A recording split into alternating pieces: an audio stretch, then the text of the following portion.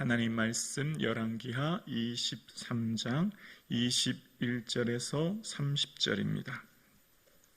열왕기하 23장 21절에서 30절입니다. 오늘 우리에게 주신 하나님의 말씀을 우리 다 함께 합독하시겠습니다. 왕이 뭇 백성에게 명령하여 이르되 이 언약책에 기록된 대로 너희의 하나님 여호와를 위하여 유월절을 지키라 하매 사사가 이스라엘을 다스리시던 시대부터 이스라엘 여러 왕의 시대와 유다 여러 왕의 시대에 이렇게 유월절을 지킨 일이 없었더니 요시야 왕 18째에 예루살렘에서 여호와 앞에 이 유월절을 지켰더라. 요시야가 또 유다 땅과 예루살렘에 보이는 신접한 자와 점장이와 드라빔과 우상과 모든 가증한 것을 다 제거하였으니 이는 대제사장 hil기야가 여호와의 성전에서 발견한 책에 기록된 율법의 말씀을 이루려 함이라. 요시야와 같이 마음을 다하며 뜻을 다하며 힘을 다하여 모세의 모든 율법을 따라 여호와께로 돌이킨 왕은 요시야 전에도 없었고 후에도 그와 같은 자가 없었더라. 그러나 여호와께서 유다를 향하여 내리신 그 크게 타오르는 진노를 돌이키지 아니하셨으니 이는 므낫세가 여호와를 경노하게 한 그 모든 경노 때문이라.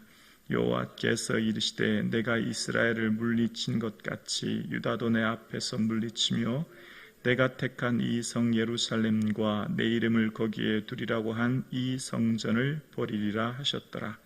요시야의 남은 사적과 행한 모든 일은 유다 왕 역대지락에 기록되지 아니하였느냐.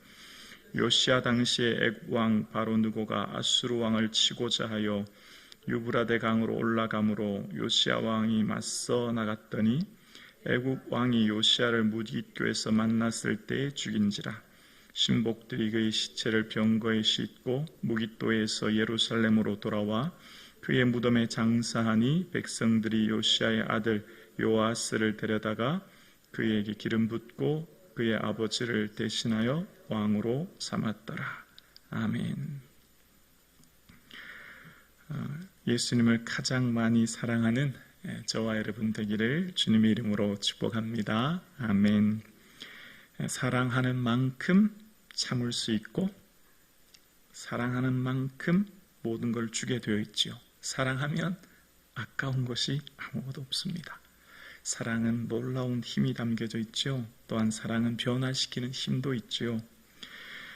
유월절을 지키는 요시야 왕에 대한 모습이 오늘 본문에 나옵니다. 얼마나 크고 성대하게 또 얼마나 놀랍게 행했는지를 이제 21절, 23절에 나옵니다.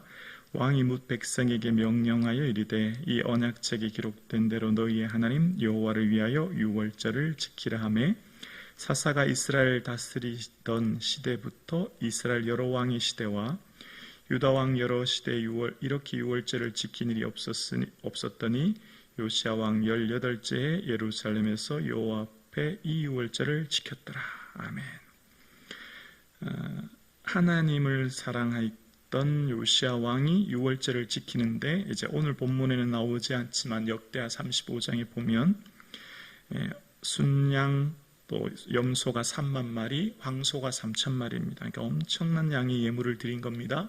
물질이 있는 곳에 마음이 있는 것처럼 하나님을 너무나 사랑했던 요시야는 유월절을 엄청 크게 하나님 앞에 드렸던 걸 봅니다. 하나님의 은혜, 구속의 은혜를 기억하는 것 유월절 아닙니까?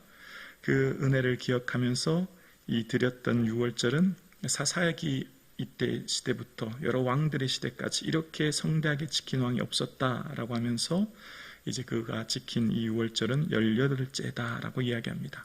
8살에 왕이 되었으니 18째, 그러니까 한 26살쯤 된 것 같아요. 젊은 요시야는 이제 하나님 앞에서 큰 유월절을 지킨 겁니다. 사랑하는 만큼 아까운 것이 없듯이 하나님을 사랑하는, 예수님을 더욱 사랑하는 저와 여러분 되기를 주님의 이름으로 축복합니다. 믿음은 엄밀하게 측정할 수 있는 도구가 잘 없는데 유일하게 측정할 수 있는 도구가 있다면 물질로 측정해 볼 수 있습니다. 물질이 있는 곳에 마음이 있기 때문이죠. 그리고 요시아가 이렇게 유월절을 지키고 개혁을 한 것은 요시아 전후 이런 왕이 없었다는 겁니다. 24절입니다. 요시아가 또 유다 땅과 예루살렘에 보이는 신접한 자와 점장이와 드러빔과 우상과 모든 가증한 것을 다 제거하였으니 이는 대제사장 힐기야가 여호와의 성전에서 발견한 책에 기록된 율법의 말씀을 이루려 함이라. 요시아와 같이 마음을 다하며 뜻을 다하며 힘을 다하여 모세의 모든 율법을 따라 여호와께로 돌이킨 왕은 요시아 전에도 없었고 후에도 그와 같은 자가 없었더라. 여기 24절에 보면 신접한 자, 점장이 또 뭐가 등장하죠? 드라빔이 나옵니다. 드라빔 보이십니까? 드라빔 하면 생각나는 거 있으시죠? 라헬이 생각나시죠? 라헬이 아버지 집에서 야곱의 외삼손 집에 라반에서 나올 때 드라빔을 훔쳐서 오지 않습니까? 이 드라빔이 어떤 거죠? 라반이 그런 말을 합니다. 내 신을 누가 도적질에게 갔다. 가정 수호신입니다. 신이죠. 휴대용 신, 수호신이라고 할 수 있는데 그 뒤에 또 드라빔이 한번 등장하는데 언제냐면 이제 사사기 시대에 등장합니다. 에브라임 산지 미가라고 하는 사람이 돈을 들여서 신상을 만드는데 그 신상을 만들었던 곳에서 에봇과 드라빔을 만듭니다. 드라빔은 어떤 무슨 가정의 수호신 되는 우상이라고 할 수 있죠. 그러니까 오늘 드라빔이 나타났다는 말은 뭐죠? 국가적인 우상인 바알과 아세라 외에 각각 집집마다 사람들마다 다 수호신은 우상이 있었다는 거예요. 조그마한 신들을 다 섬겼다는 겁니다. 그러니까 유다 땅 전체가 큰 성전에는 1월 성신 바알과 아세라를 섬겼을 뿐만 아니라 각 가정의 사람들마다 다 수호신을 섬겼다는 거죠. 그러니까 끔찍한 정말 우상 숭배가 팽배한 모습을 이야기하는 겁니다.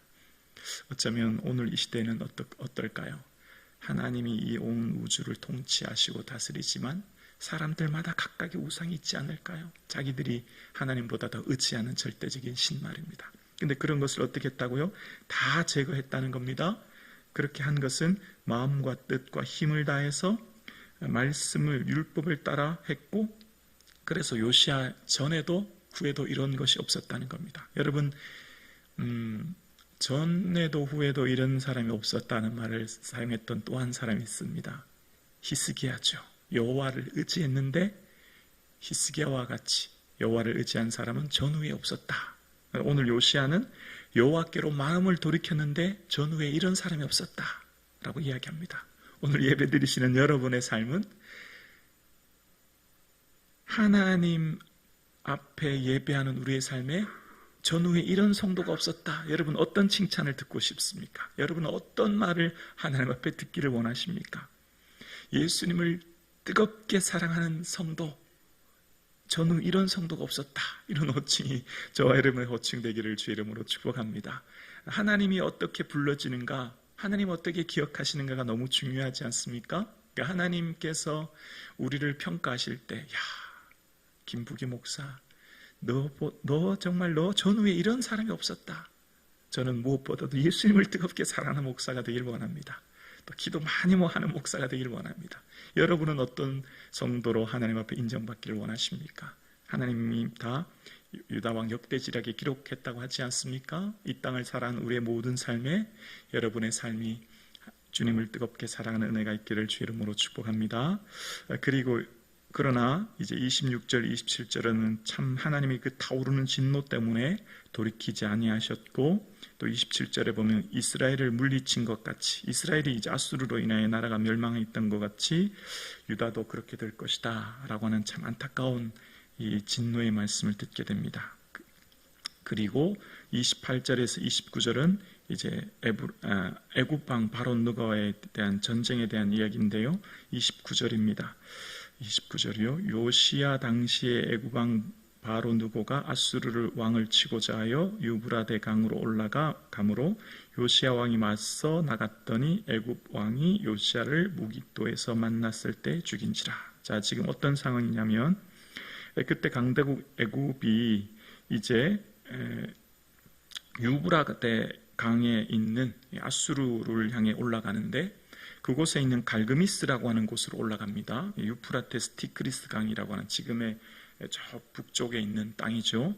근데 이제 이 애굽에서 남쪽에서 그 북쪽으로 올라가는 길에 있는 곳이 무깃도입니다. 무깃도는 이제 솔로몬이 만든 병거성인데, 그 병거성에서 요시아가 나가서 맞서서 전쟁을 벌이게 되고, 그때 애굽 왕에 의해서 이제 그것에서 죽게 되는 내용을 기록합니다. 이 말씀을 묵상하면 어떻습니까? 하나님 기뻐하시는 왕 아닌가? 하나님께서 이 26절에 보면 므낫세 때문에 경노하셨다고 했는데, 그럼 므낫세 같은 왕이 이렇게 전쟁에서 죽고 어려움 당해야 되지 않은가? 근데 므낫세는 그냥 조상에게로 열조에게로 돌아가는데, 이 요시아에게는 이런 어려움이 당합니다.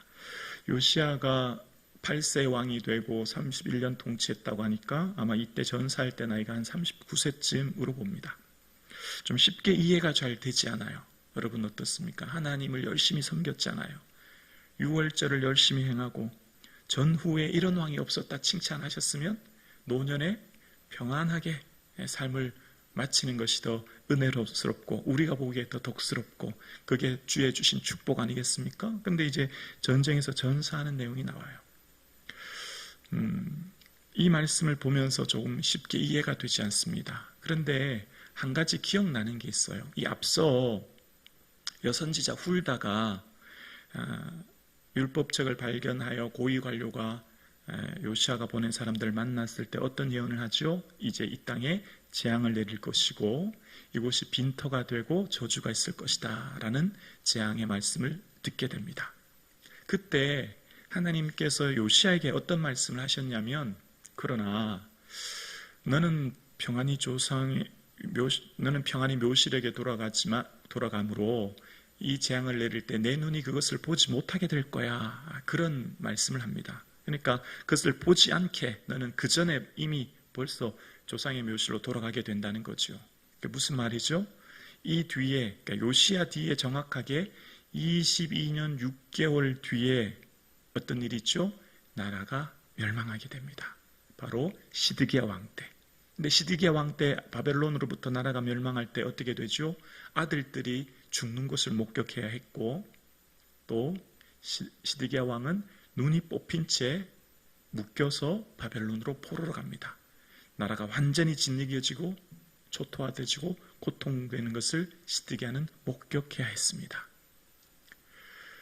그러나 22년이 지난 뒤에 이런 일이 있었지만 그 전에 요시아는 목숨을 마치게 됩니다. 삶을 마치게 됩니다.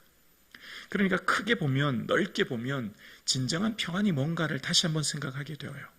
평안은 전쟁이 없고 질병이 없고 형통하고 소원이 성취되고 내 삶의 모든 것이 잘 이루어지는 것, 평안 맞습니다. 그러나 평안의 궁극적인 의미가 뭘까요? 하나님 함께 하시는 것이고 하나님께서 주시는 샬롬의 은혜가 하나님만 사랑하고 하나님만 의지하고 하나님만 경외하며 살아가는 삶에 주시는 은혜, 그 내용으로 채워지는 게 평안 아니겠습니까? 므낫세의 삶에 평안이 있었을까요? 늘 우상을 쫓아 섬겼던 삶. 그런 삶에 주시는 하나님의 은혜의 요시아에게는 그 삶의 비극적인 인생의 말로를 보지 않고 삶을 마치게 하셨던 거죠. 근데 이것 또한 하나님이 하신 거예요. 어떻게 알 수 있냐면 역대하 35장 자막 한번 보여주실래요? 바로 누고가 하는 대화 중에서 중간의 내용만 읽어볼게요. 역대하 35장에 보면 이제 이렇게 얘기합니다. 하나님이 나에게 명령하사 속히 하라고 하셨은즉 하나님이 나와 함께 계시니 그대는 하나님을 거스르지 말라. 그대를 멸하실까 하나라고 이야기합니다. 그러니까 지금 애굽 왕 느고가 올라가는 길에 요시아를 만났는데 요시아에게 하는 말이 이게 지금 하나님이 하는 일이다 라고 이야기하면서 막지 말라고 얘기하죠. 큰 전체의 흐름, 모든 것 다 누가 지금 하고 계신다고요? 하나님이 하신다는 거예요. 지금 요시아의 계획도 누가 하셨다고요? 이전에 하나님의 사람의 예언이 성취된 하나님이 하신 일이 있죠. 모든 일은 다 하나님이 하시는 거예요. 모든 일은 다 하나님이 이루시는 하나님의 경륜인 거죠. 그 하나님이 하시는 일들 속에서 요시아의 삶도 이제 여기서 삶을 마치게 되는 것입니다. 비극적인 말로를 더 이상 보지 않게 하시는 것이죠.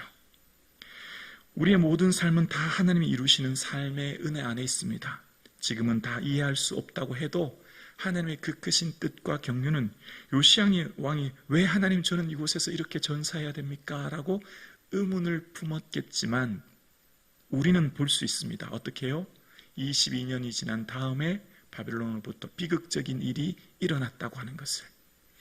오늘도 우리가 이해할 수 없는 일들 속에 살아가지만 그럼에도 불구하고 하나님은 우리를 사랑하고 계시고 우리를 인도하고 계시고 우리를 향한 더 큰 계획과 은혜가 우리의 삶 가운데 있는 줄로 믿습니다.